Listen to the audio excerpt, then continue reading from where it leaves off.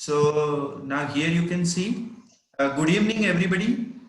After 3 consecutive modules on 2 each on headache, dementia and movement disorders, we thought that it would be appropriate to have a bit of a revision on what we learned, and with that purpose, and so the lectures, in addition to everything, we thought made the whole session extremely intense. So today, and a lot of things to take for the students. So today we thought we would deliver a quiz.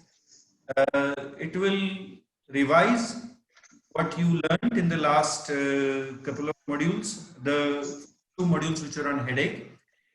And also, it will be on a slightly lighter scale, I hope so. Dr. Amit Pandey has made it a bit light, or maybe it's a bit heavy. Let us see how it is. So, before I begin, before Amit Pandey begins, instructions to all of you. This is a quiz wherein you are going to answer on an interface called Slido.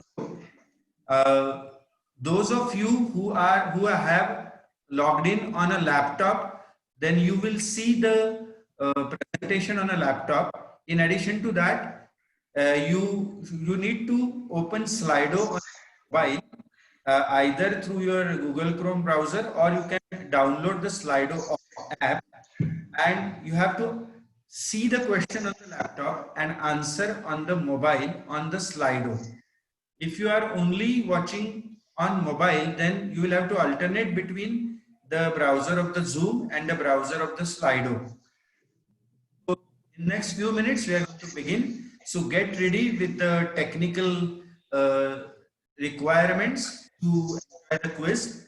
And another instruction is that you will see the question twice. First, you will see on a PowerPoint-like slide, and that will be displayed only for a few seconds, and then Dr. Pandey will move on to the actual Slido portion of the slide, where again you will see the options.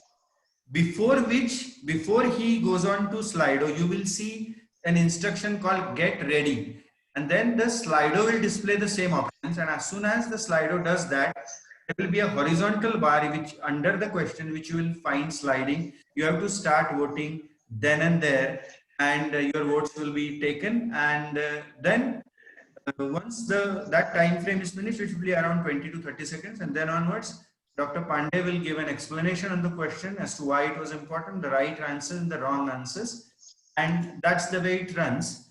And Slido code, yeah. So Slido code, Amit Pandey will tell you in a second. What is it? 5450. 5450. 5450. I will type it somewhere. 5450. Okay. They'll be able to see it, sir. Once we start, they will be able to see. So that's it.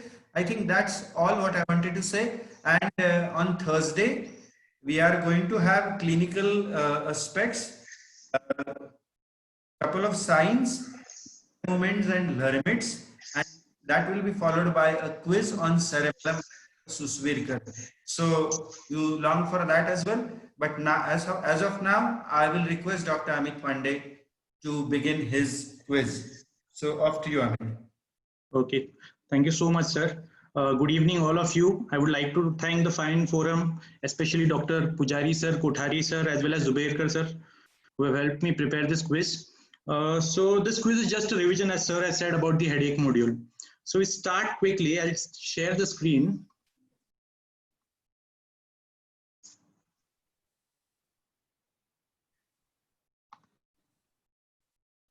Good. So, sir, I'm sharing my screen now.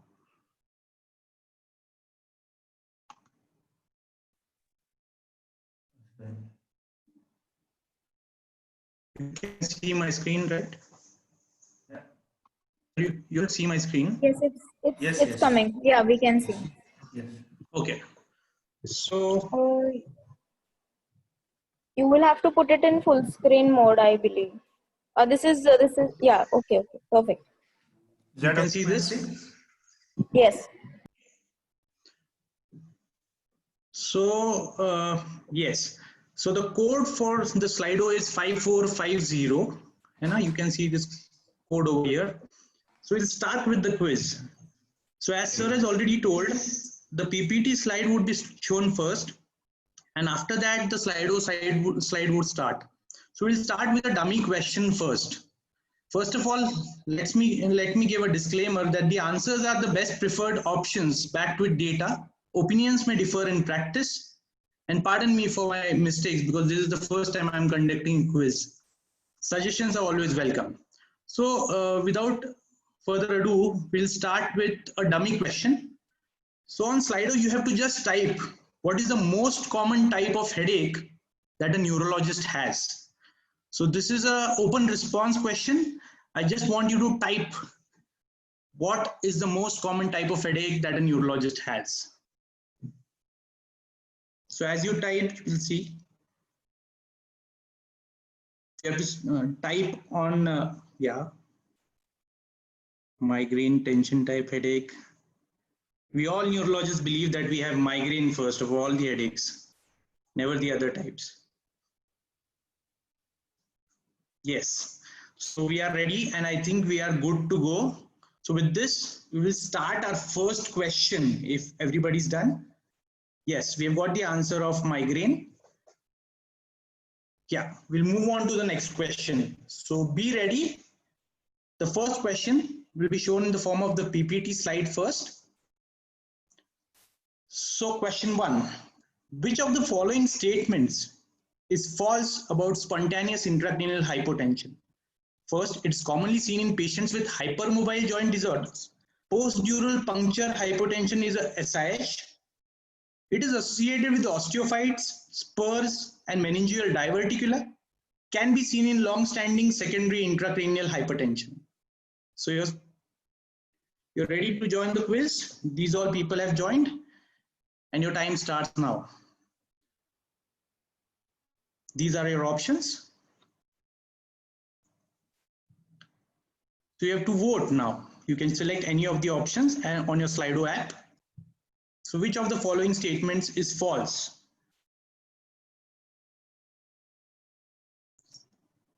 Yes. So maximum of you have voted correctly. So you've been attentive during the lectures. So postdural puncture hypotension is SIH is a false statement. Why is it? Because postdural puncture headache is not spontaneous. The site of affection is different. It is in lumbar location versus the cervical, which is most commonly seen. And the mechanism of headache is different.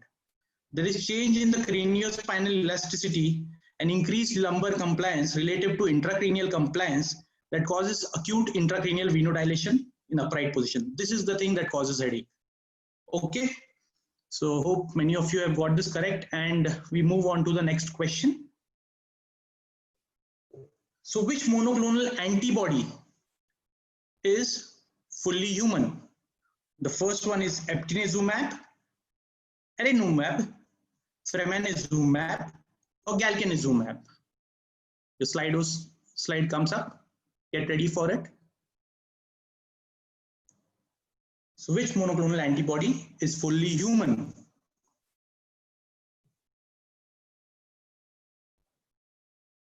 This can be an easy one if you read the options correctly.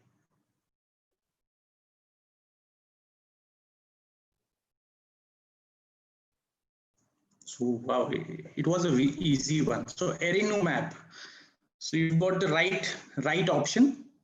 So something about adalimumab. Since adalimumab is a fully humanized monoclonal antibody, it shows marked species selectivity and exhibits about 5,000-fold higher affinity for the human receptors. Binding of this drug to its receptor is 20-fold greater than the CGRP receptor antagonist telgagepant. It is also the one monoclonal antibody which binds to the CGRP receptor. Others bind to the ligand. Important point here is it is effective in prevention of migraine in patients with several previous preventive medication failures. So this is an important point. So whenever you don't have any option, you can use adalimumab. It is approved. And to go back and revise the nomenclature, here you can see whenever there is only U in the monoclonal antibodies, it denotes that is of human origin. Others like Z are chimeric, Zizu are chimeric humanized, and the Zoo is only humanized. Okay. So yes, many of you have got this right. And so we move on to the next question. Something about RCVS. So what is not included in the diagnostic criteria of reversible cerebral vasoconstriction syndrome? Thunderclap headaches at onset, a uniphasic disease, course with no new symptoms after 1 month of onset, normal or near normal CSF analysis, or multifocal cerebral vasoconstriction demonstrated only on catheter angiography. So what is not included? So get ready. This is your Slido quiz. So these are your options. What is not included in the diagnostic criteria of RCVS?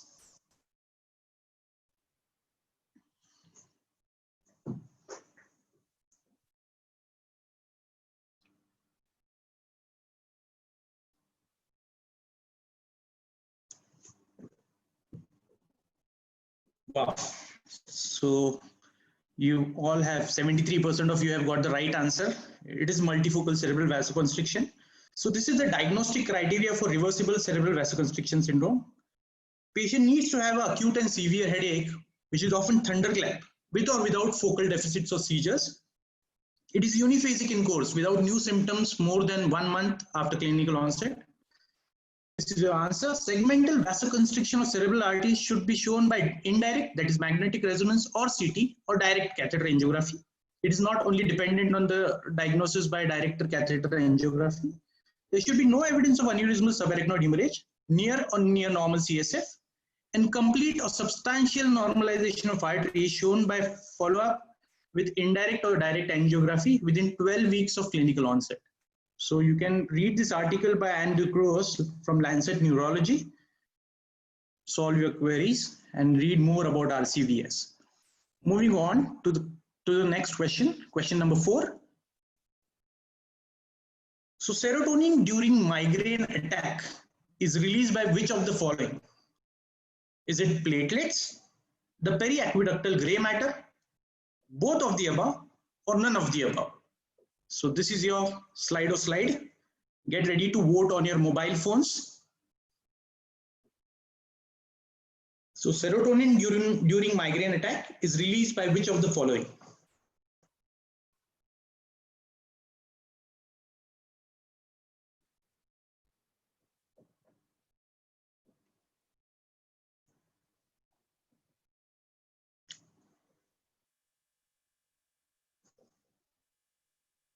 Yeah, whenever we were taught in school, whenever there is an option of both of the above, use both of the above, and it indeed is the correct answer. So what happens? The neuropeptides that are released in migraine, serotonin, which is released by the platelets and periaqueductal gray matter, it has got a role in nociception, and it is increased during the migraine attack. CGRP, as we know, plays a role in vasodilation, endothelial damage, plasma leakage, and platelet aggregation. And nitric oxide and substance P they activate pain fibers, that is A, delta, and C fibers, and are responsible for sensitization of trigeminal afferents. So those who have marked platelets and periaqueductal both, you're absolutely right. Good. The next question, question number 5. The criteria for spontaneous intracranial hypotension are all except the demonstration of spinal CSF leak, MRI signs of intracranial hypotension, CSF pressure of less than 90 millimeters of water, and improvement in symptoms of after epidural blood patch. So this is your Slido slide. Get ready to answer on your mobile app. The criteria for spontaneous intracranial hypotension are all except.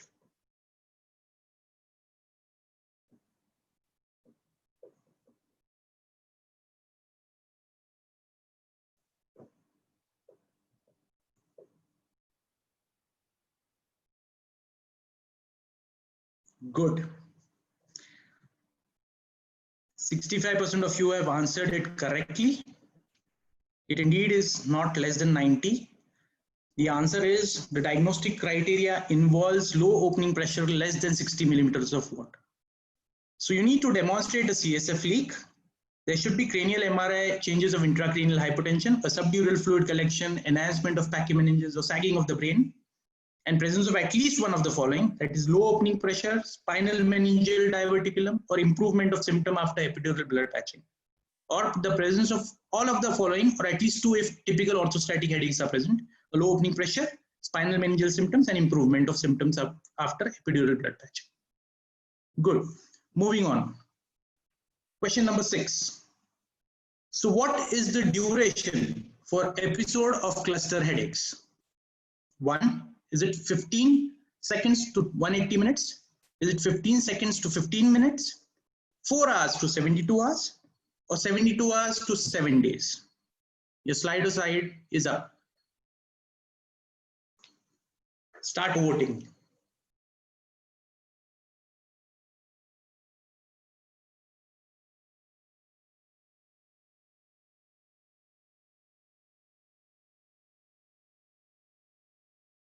What is the duration for episode of cluster headaches? Is it 15 seconds to 180 minutes?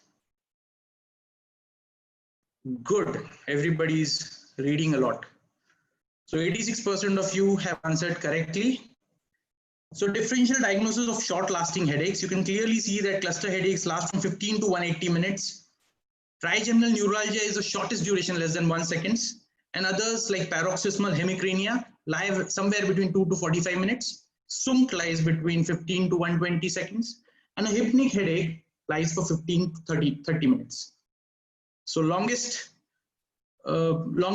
disorder with headaches is cluster headache, and the shortest one is trigeminal neuralgia. Moving on.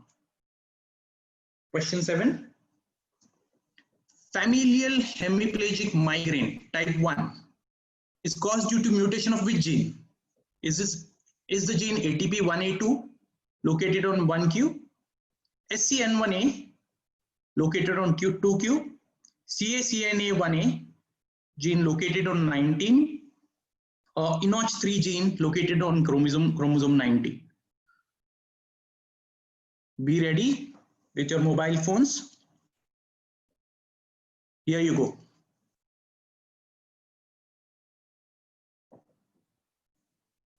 So familial hemiplegic migraine type 1.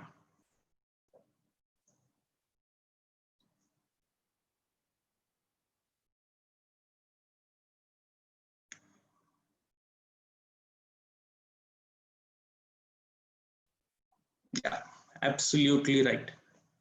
The answer is CACNA1A gene. So you can see that familial hemiplegic migraine is associated with CACNA1A, and it is also associated with episodic ataxia, minor head trauma, prolonged coma. Familial hemiplegic migraine type 2 gene is the ATP1A2 gene and is associated with epilepsy. And FHM3 is associated with the SCN1A gene. Okay, so it is a. So moving on to the next question. Question number 8. I hope you are getting all your answers right. It's simple till now, Nick. The best test for localizing site for slow leaks in spontaneous intracranial hypotension is it a dynamic CT myelography, a delayed MRI myelography, radionuclide scintigraphy, digital subtraction myelography? Get ready with the phones. The best test for localizing site for slow leaks in SIH.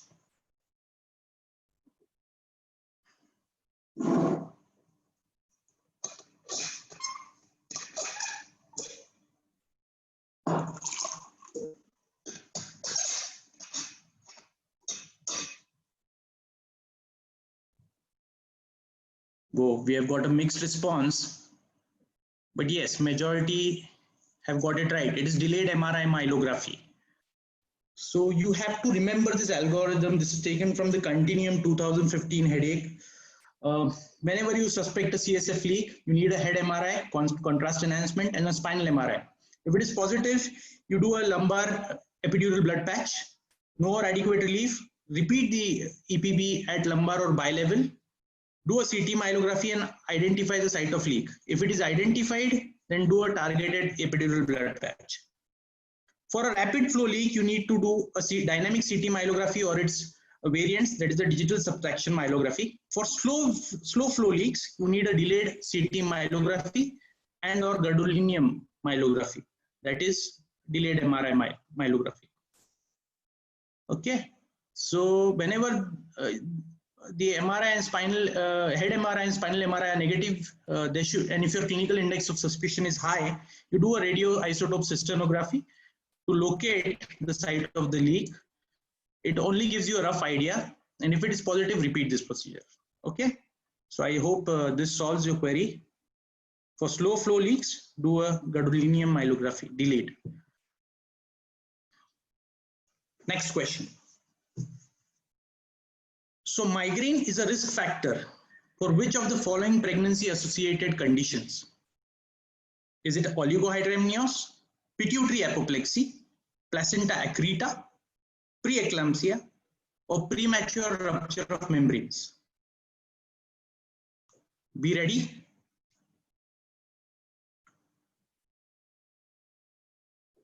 Migraine is a risk factor for which of the following pregnancy associated conditions?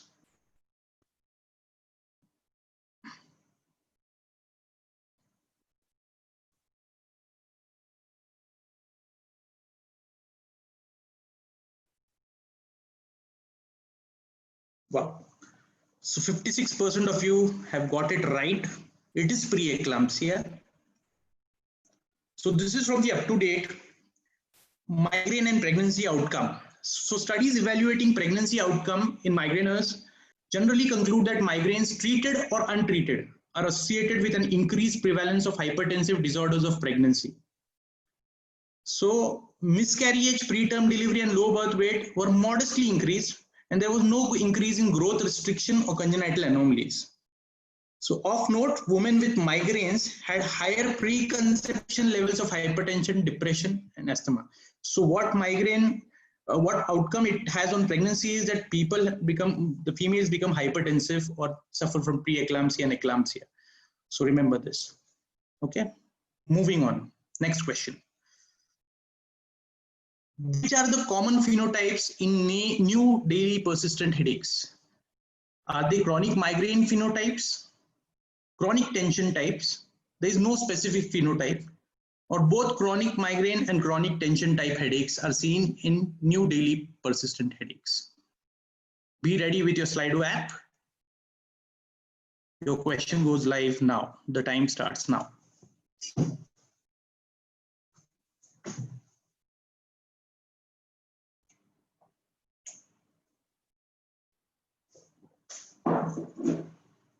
So which are common phenotypes in new daily persistent headaches?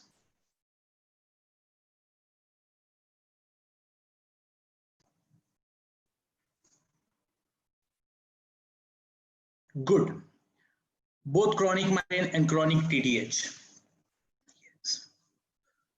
So the International Classification of Headache Disorders, the third edition, published in 2018, describes NDPH as a persistent and continuous headache with a clearly remembered onset. The pain lacks characteristic features and may be migraine-like or tension type-like or have elements of both. Okay. So the following are the ICHD-3 diagnostic criteria for NDPH. Persistent headache which should be fulfilling, distinct and clearly remembered onset with pain becoming continuous and unremitting within 24 hours, present for longer than 3 months, and the disorder should not better accounted by any other ICHD-3 diagnosis. Okay, so remember NDPH will have both types of headaches, migraine-like or tension type-like or elements of both. Okay, moving on to the next question, that is question number 11. So areas of nervous system involved in pathophysiology of trigeminal autonomic cephalalgias include all except the trigeminovascular system, posterior hypothalamus, the brain cortices, trigeminal autonomic nervous system. Be ready. Your time starts now. Areas of nervous system involved in pathophysiology of TACs include all except. This is the easy one.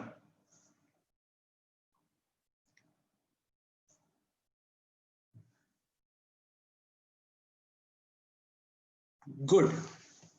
So majority of you have answered, 74% of you have answered brain cortices. Yes, it is not involved in the pathophysiology. You have to remember this diagram in which the important centers are given. The trigeminal nucleus is important for perception of pain. It is part of trigeminal-vascular complex, connects to the pain neuromatrix, and the molecules released are CGRP, and it is a target system for triptans. The hypothalamus, the molecule released is melatonin. It is a target system for verapamil and lithium. And the cranial autonomic symptoms are mostly because of the superior salivatory nucleus. It connects to the sphenopalatine ganglion, and molecules are vasoactive intestinal polypeptide and target system for oxygen. Okay, so three systems: the trigeminal nucleus, hypothalamus, and the superior salivatory nucleus. You have to remember these. Okay, the cortex is nowhere involved. Moving on to the next question. All drugs are useful in RCVS except steroids, nimodipine, IV nicardipine, or analgesics. You're ready with your Slido? Your time starts now. So all these drugs are useful in RCVS except.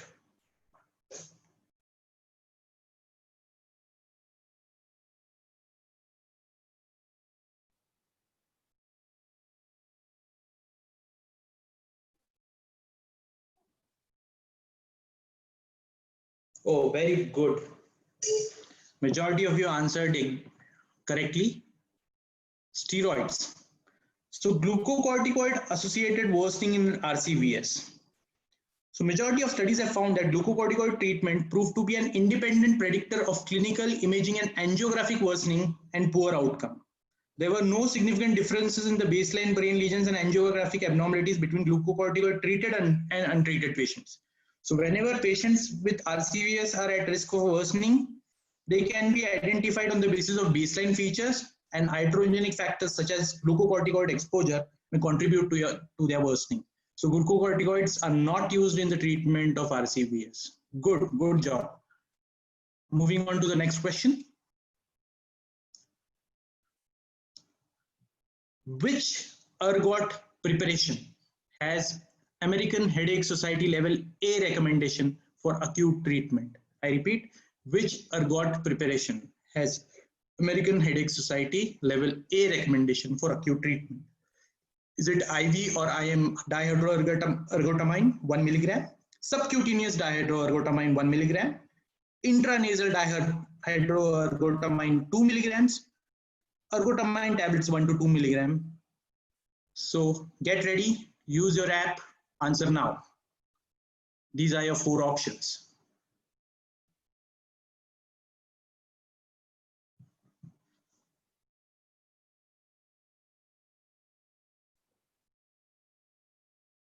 The question is only on ergotamines. Which ergot preparation has AHS level A recommendation? Yes, first time I'm seeing a good split, so nobody knows the answer. Yeah, the answer is intranasal dihydroergotamine 2 milligram.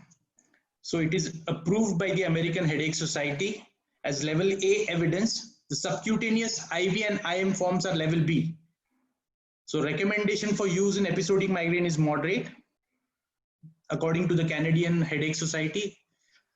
So according to AHS was the question. So dihydroergotamine intranasally has got a level A recommendation. So this is from the latest edition, 2018 Continuum Headache edition, acute treatment of migraine. Next question. Amit. Yes, sir. Dr. Amit Pandey. Yes, sir. There are a couple of attendees who are answering. One is answering on the Q&A, Keval. Okay. And Dr. Bindu is answering on chat. Okay.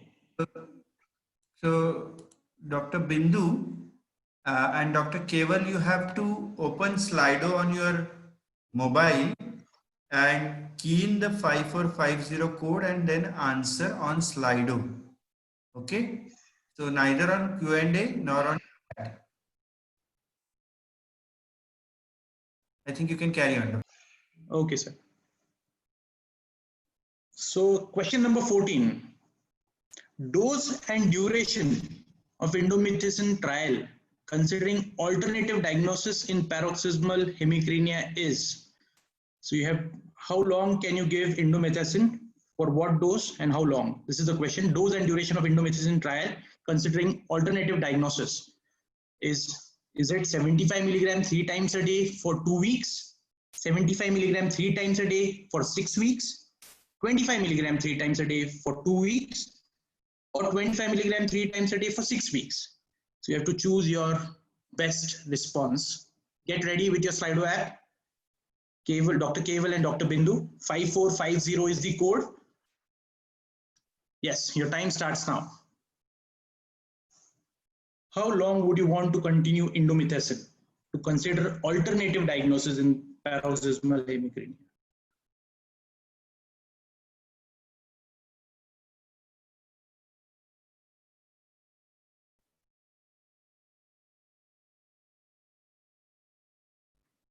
Oh, absolutely right.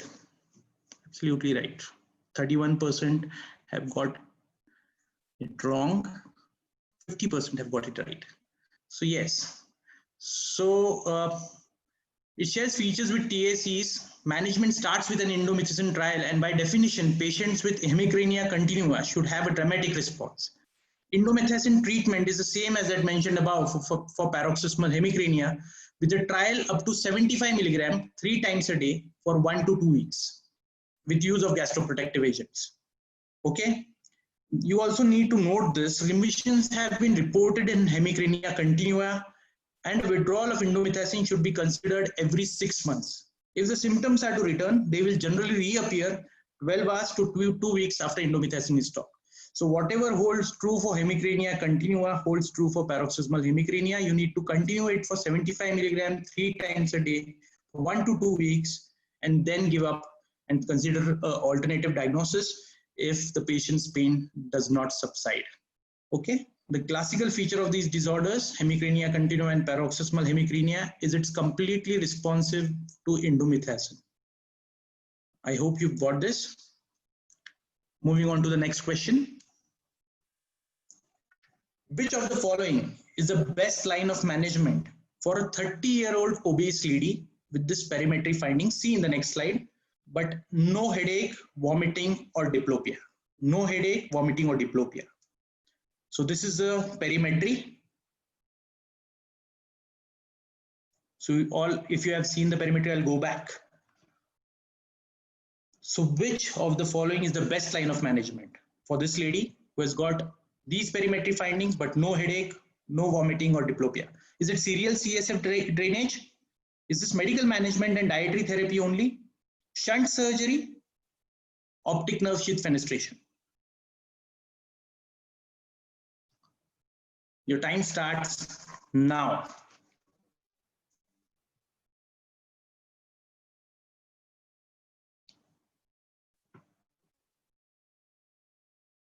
Which of the following is the best line of management for this 30-year-old?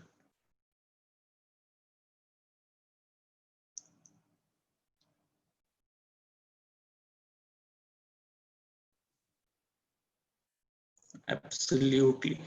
Perfect. Optic nerve sheath fenestration. Yes, you remember this from Dr. Dhruv Batra's slide.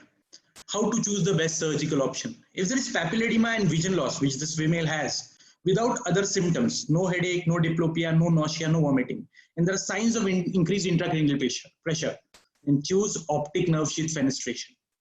If there are severe symptoms like headache, papilledema with vision loss and raised ICP, you choose CSF shunting. So when severe symptoms are present, you use CSF shunting with vision loss. When no symptoms are present and there is only vision loss and papilledema, use optic nerve sheath fenestration. Okay, this is the article in which it's given, the Journal of Neuro-Ophthalmology, 2013. Moving on to the next question. Question number 16.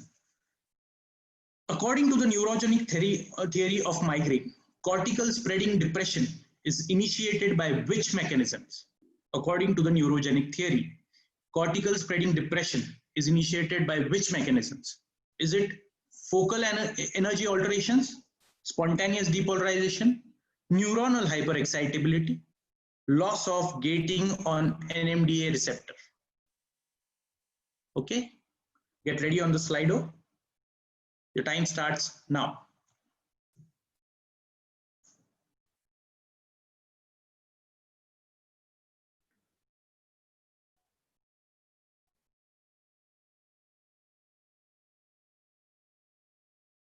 Cortical spreading depression is initiated by which of these mechanisms?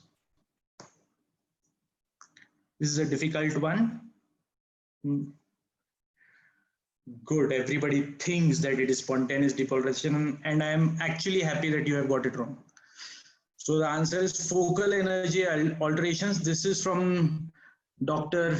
Parasdevkar sir's talk. So neurogenic theory, there is focal energy alteration leading to an area of oligoemia. Coupled with magnesium deficiency and uncoupling of mitochondrial enzymes, this leads to neuronal hyperexcitability, spreading activations, which cause loss of gating of NMDA receptors, there is spontaneous depolarization, and there is cortical spreading depression. There is decreased metabolic need, decreased blood flow. So you can get this reference, distinctive anatomical and physiological features of migraine aura revealed by 18 years of recording from Brain 2013.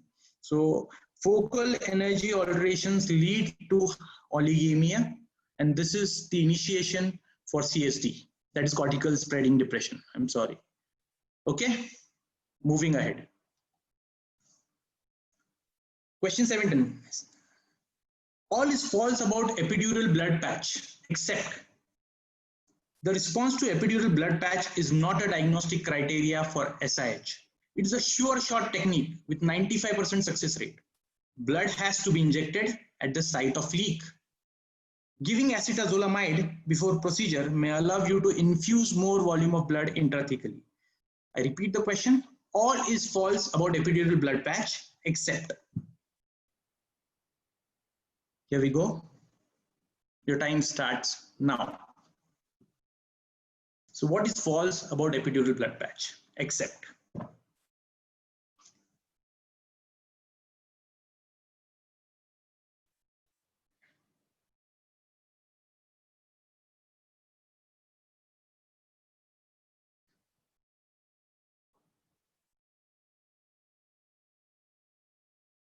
Wow. So when you twist the question, everybody falters. You see, there are two negatives.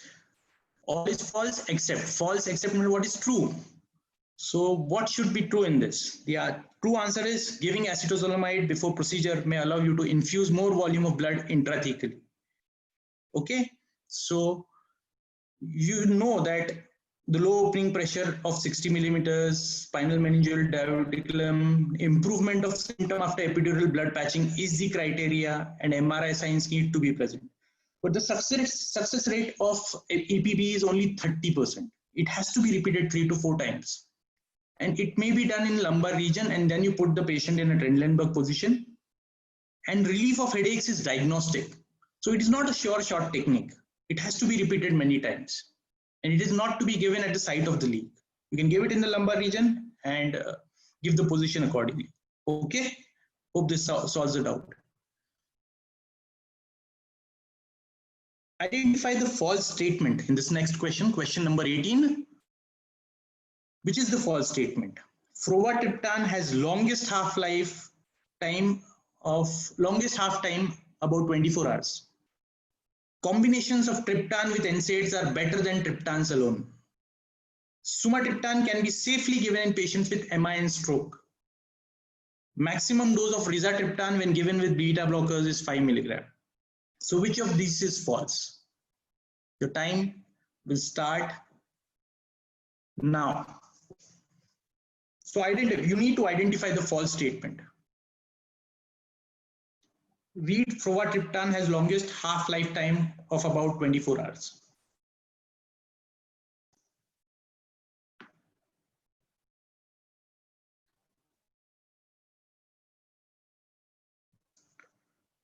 This is fairly easy.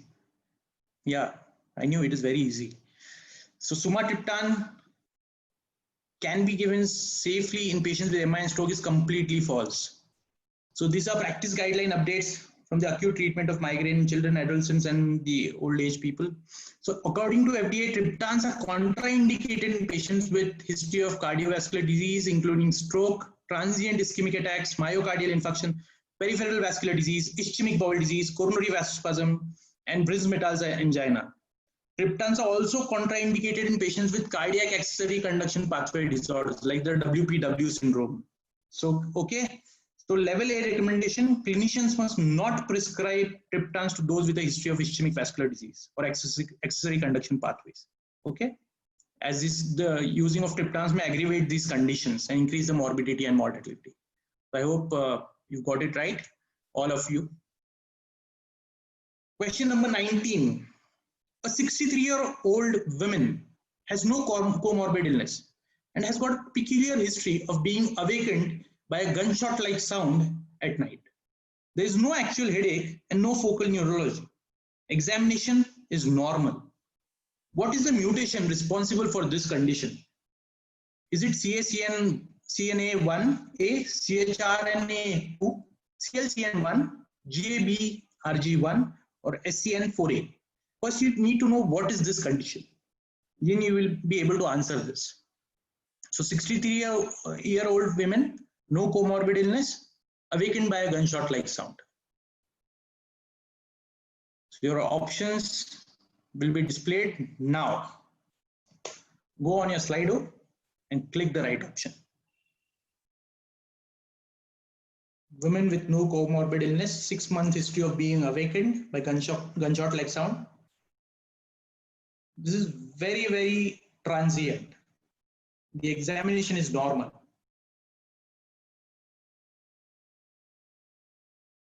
Good. All of you, 19% of you have got the right answer. The rest of you, here is the explanation. So this presentation is consistent with a condition known as exploding head syndrome. It is actually a sleep disorder and is commonly confused for a headache disorder. There is brief perception of loud explosive noise occurring in sleep transition. Frequency can be one attack over several days to many attacks in a single night. It is only fleeting. It lasts for only 1 second or 2 seconds. It is associated with abrupt arousal and patients are often fearful. So it is associated with a mutation on CACNA1A mutation on chromosome 19. So it may be associated with other visual phenomenon, tachycardia, sweating, and rarely myoclonic jerks.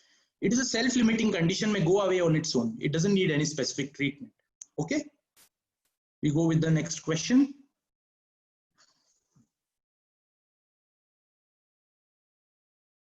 All is true about MRI findings in spontaneous intracranial hypotension, except venous distension sign is seen due to increased venous volume. There is pituitary hyperemia or enlargement. The pachymeningeal enhancement is seen indefinitely, and there may be associated cerebral venous sinus thrombosis. So what is true about MRI findings in SIH, except? Here are your Slido options, and your time starts now.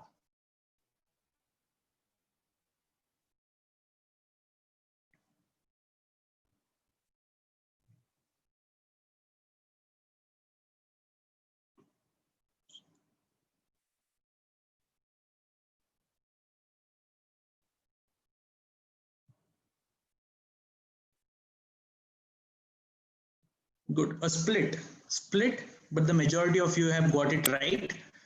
The pachymeningeal enhancement is not seen indefinitely. So it resolves with duration. The increased blood volume, which is known as the venous distension sign, is seen because of increased blood volume. It may be occasionally associated with CVST. There is enlargement of pituitary due to hyperemia. Subdural effusion can be seen. There may be cerebral edema and reduced CSF volume. The quantitative signs for Brownie points are these: mammaropontine distance less than 5.5 millimeters, pontomesencephalic angle less than 50 degrees, and interpeduncular angle less than 40.5 degrees. So the pachymeningeal enhancement, it resolves with duration. Okay. Question number 21. We are coming to the business end of this quiz. So a 34-year-old female who has had severe headache, which started with left-sided weakness, lasted for 10 minutes, and was followed by numbness for 10 minutes. It was associated with nausea and vomiting, and is right-sided in nature and is pulsating. She has had a similar headache history in past and a family history of similar headaches.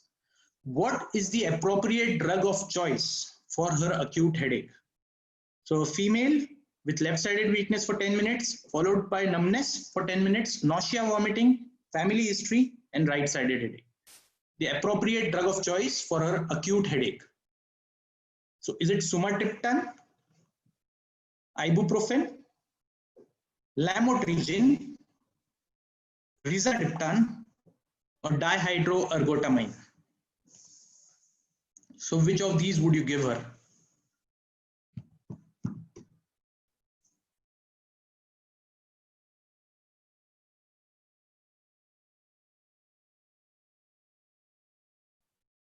Lamotrigine, ibuprofen, sumatriptan, rizatriptan. Okay, so let's go. The right answer is ibuprofen. We are asking what is the appropriate drug for her acute headache. We are not talking about chronic headaches. We're not asking for a prophylaxis. So this is a case of familial hemiplegic migraine. The acute recommended treatment are acetaminophen and ibuprofen. Controversy about use of triptans in cases of hemiplegic migraines and basilar migraines because they are vasoconstrictive in nature and they may exacerbate the morbidity. This is what is thought about. Lamotrigine can be used as a prophylactic and not in acute treatments. So the answer here is ibuprofen. Okay, I hope you get it. Question number 22. So this is a multiple choice question. Treatment options in refractory cluster headache include all except, is it spinopandletine ganglion stimulation, occipital nerve stimulation, a deep brain stimulation, vagal nerve stimulation. So what are the treatment options in refractory cluster headache except? So you have to choose the wrong ones. Your time starts now.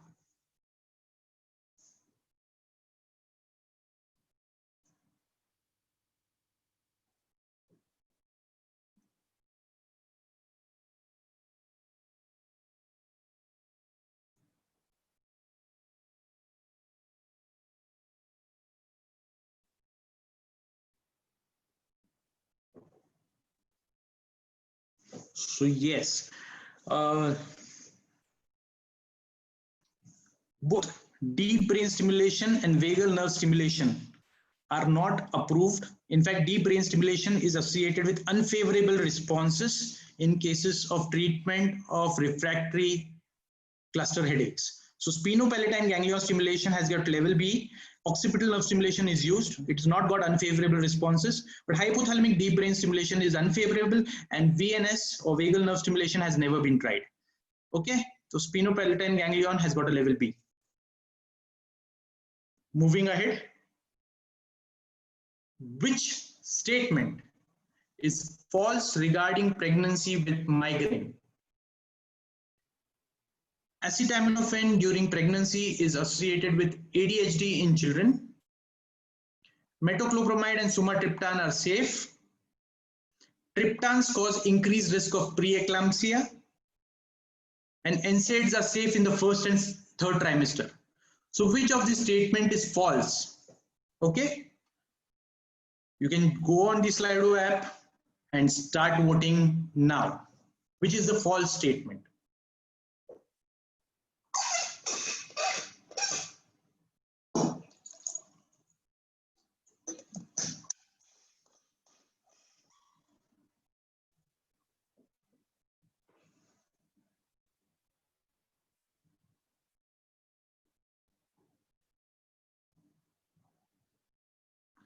Metoclopramide. Okay, majority of you have got it right.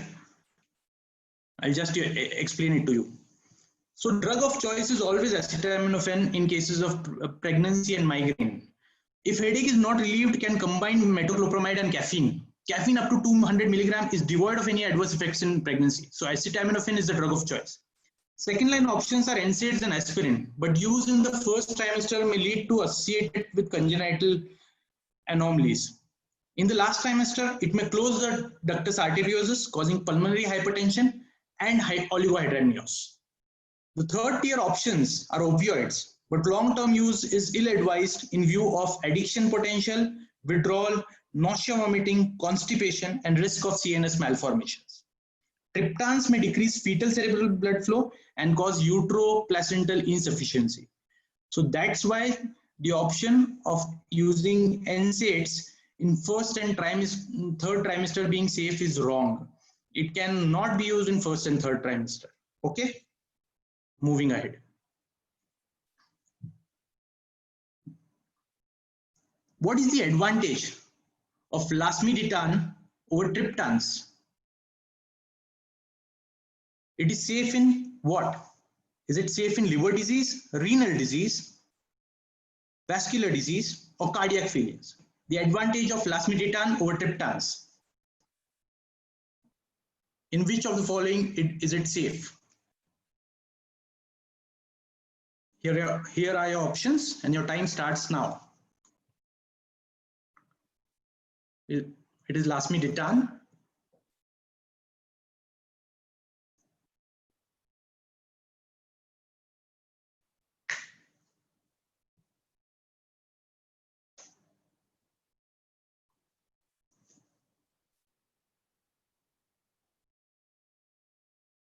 oh, that is very good. Vascular disease is the right answer. So lasmiditan is a 5-HT1 agonist. Triptans are 5-HT1B and 1D receptor agonists with affinity for the 5-HT1 receptor subtype as well. Triptans cause vasoconstricting effect via the 5-HT1B receptor subtype. 5-HT1 receptor subtype is located in the trigeminal ganglion, the trigeminal nucleus caudalis, and cephalic blood vessels. So activation of this receptor does not constrict blood vessels. So 5-HT1 receptor agonist, that is lasmiditan, is useful, and ditans act selectively on 5-HT1 receptors, so do not cause vasoconstriction. So all those who have answered, 62% of you have answered it rightly. It is useful because it has got no vasoconstrictive effect in vascular disease. Okay. Third last question.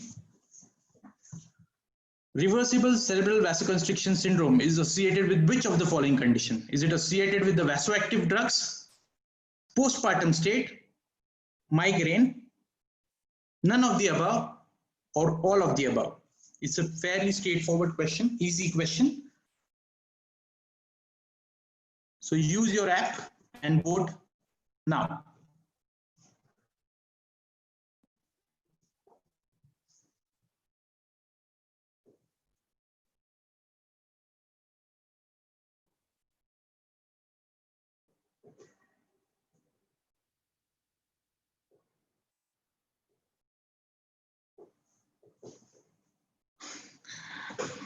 Easy trick, nahi? When there is all of the above, use all of the above. This is what we have been doing since our UG days.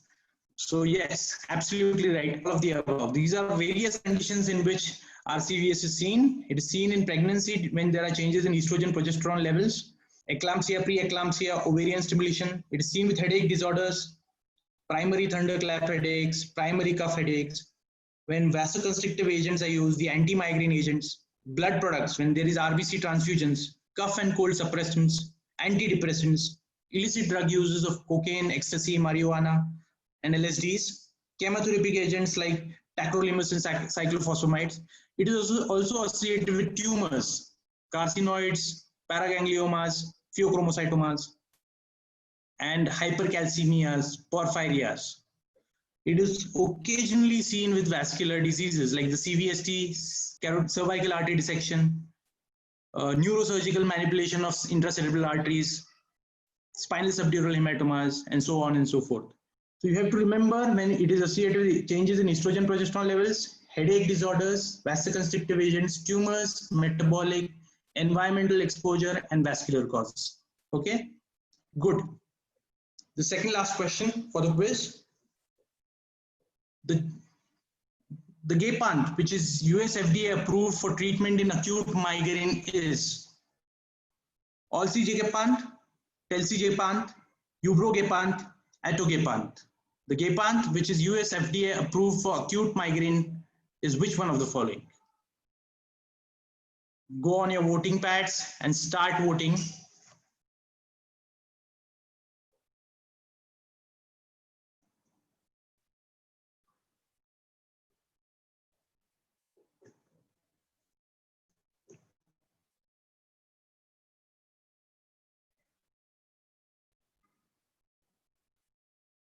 Absolutely right. I never knew these answers previously. Only during the course I have realized. So Ubrogepant.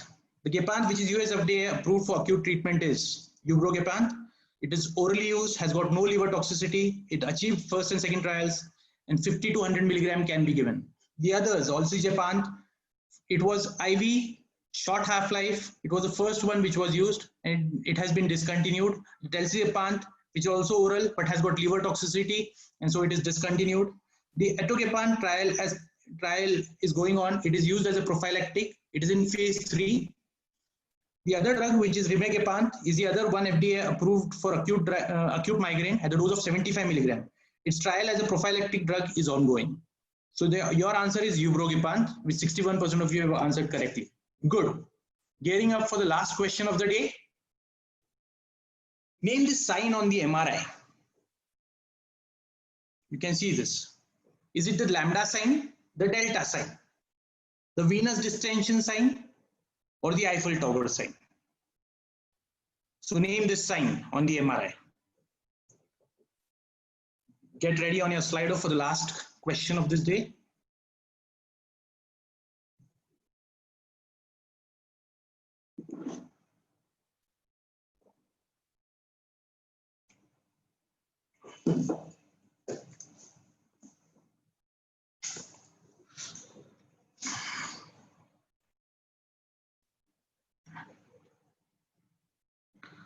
Absolutely correct.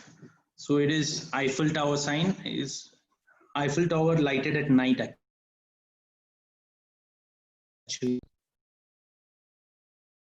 So I think Rahul Rajiv has got the maximum number of correct answers in shortest time. So congratulations to Rahul Rajiv. Sir, if you could take over. I would just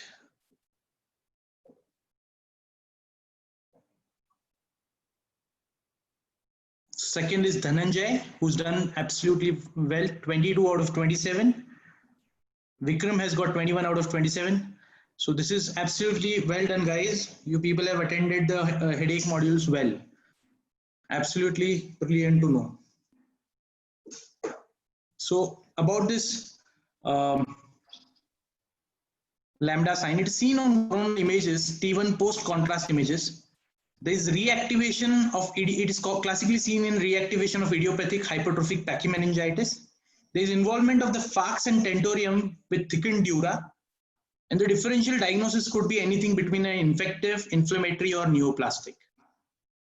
So well done, guys. This is your score. You have done wonderfully well. So I would like to hand it over to Shripath Pujari, sir. Sure. Yes. Thank you so much, sir. It was fun hosting this quiz.